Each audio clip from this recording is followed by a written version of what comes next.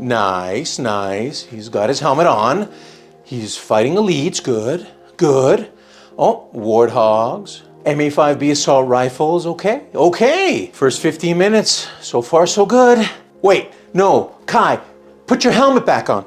No, no. Son of a... And it was downhill from there. So close. Look, these are my thoughts of the first episode of the second season of Halo. As a dad wanted to give his sons awesome entertainment, especially in franchises that they were raised on. We're gonna talk some spoilers because this show isn't Empire Strikes Back. It's got no big, I am your father moments in it. And it won't take away from your viewing pleasures if you watch it after anyways. But I do have a serious question about this show. Who is this for?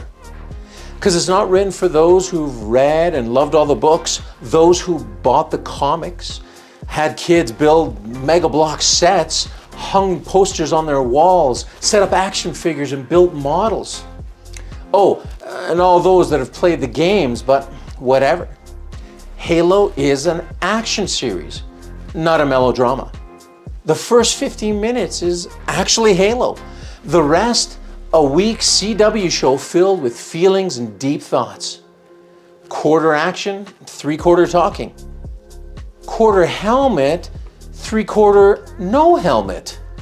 I think there might be something wrong with me. Yeah, you're missing your helmet. If this is supposed to pull me and my boys in to watch this, it's not doing a good job. I can't be alone in this. People have different expectations of this show than what's been given. The trailer is all about action. The show is dialogue driven. It's dialogue heavy. The games are action. The books are action. They don't make a mega block set of the Spartans showering, pulling out their emotion pellets and talking about their feelings. It feels like a bait and switch. Again, this is a CW drama that seems to want to do just drama and suspense, but is forced to do the action scenes. It's clearly not meant for my Halo-loving boys. And they've seen dramatic films like Oppenheimer, where it's all dialogue heavy, but they knew that that's what they're getting. They feel, like me, that Halo should be an action-heavy show.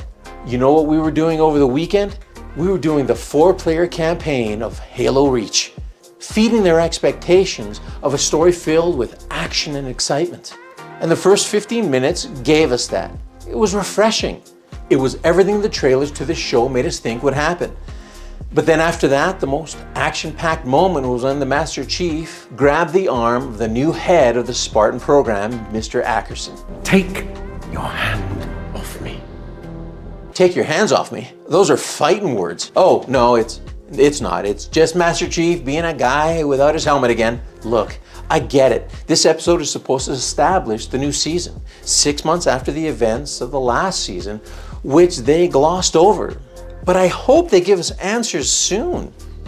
Like what happened to Cortana? Where's Halsey? Why is there so much emphasis, though, on this emotion pellet, which is so dumb in and of itself?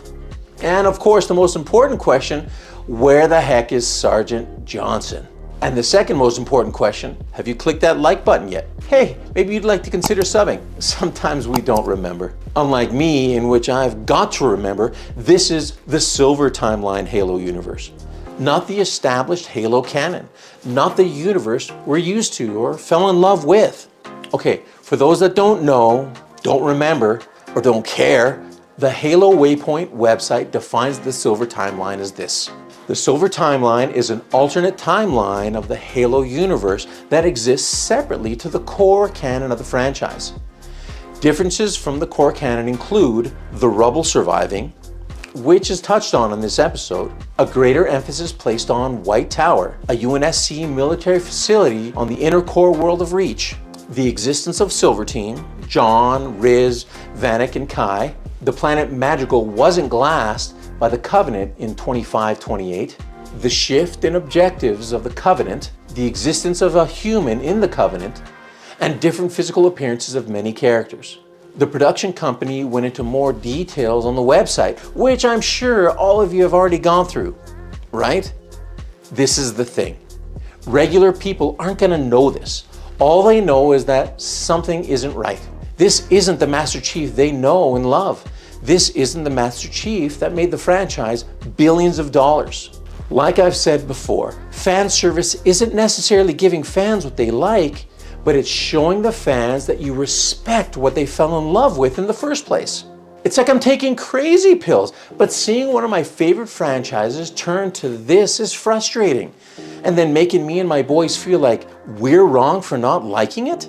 This episode does have a great intro, but after that, it's just uncomfortable banter between characters, overemphasis on other characters, lots of walking around and learning the weird side of the Master Chief. What is this scene? Is this some virtual prostitute? A budget counseling session where the Chief doesn't want his girls to talk? Maybe it's her nose. Is it my nose? Man, I so want this show to be good. I so want to see the Master Chief saving the day and fighting the good fight. But all I'm getting is Master Chief having a bad day at work and needing to talk about how much his boss sucks. Again, the first 15 minutes were really good. If this show is supposed to be about the softer side of John, then advertise it as that. Don't make the trailer action-packed. Make them filled with scenes of people thinking in the shower, hanging around the old locker room, and having meetings. Yes, more meetings. That's what Halo fans want. That and less helmet, I guess. I feel like I'm being gaslit into thinking that I need to want the helmet off, that I really don't know who the Master Chief really is if he keeps it on. Well, like Pablo Schreiber said in an interview, people who don't feel the helmet was necessary to come off, they're at such an early conception of what the show could be. Schreiber tells FX Magazine in the new issue, which features Halo Season 2 on the cover. I guess that's me and my boys. In order to examine the discrepancy between these two versions of the character, Chief and John 117, you can't tell the story without taking the helmet off. If you don't agree with the helmet coming off in the show, you don't like our show. So there's no point discussing it. Talk about a salesman. Should have put that quote in the trailer. By the way, I like Pablo Schreiber. Have you seen Pablo Schreiber in 13 Hours? Holy crap, his Tonto character was the best. But I digress.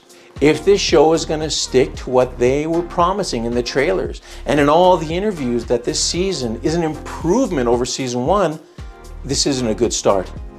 At least we didn't see Master Cheeks, though we did get that shower scene.